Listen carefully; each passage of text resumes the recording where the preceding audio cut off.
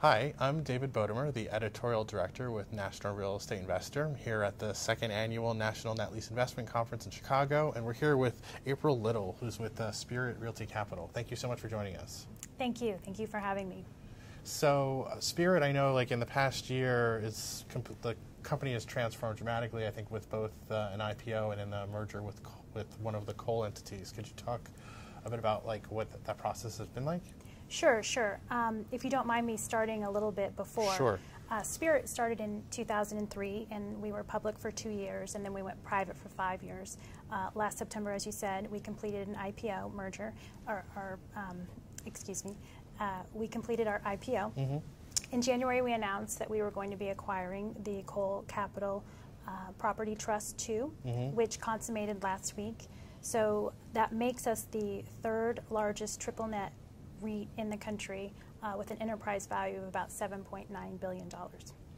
And so what does that scale do for you at this point? Like being that size, having all these pieces, what's the next step now that you've kind of put together this fairly big public company?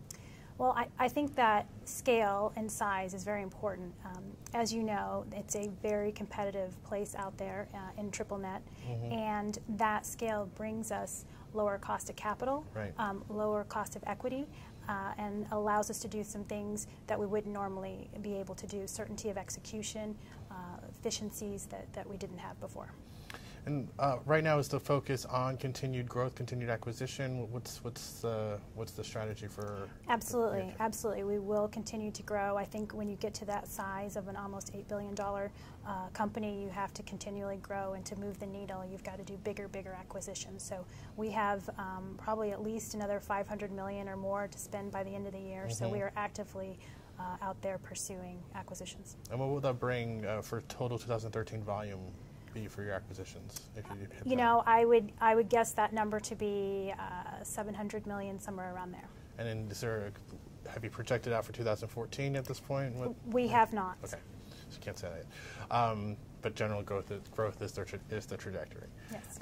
And are you primarily looking at portfolio deals at this point, or like how do you want to hit? How do you get to that number? You know, that's a great question. We are trying to figure that out as well. But we are looking at a lot of different things. We are looking at portfolios.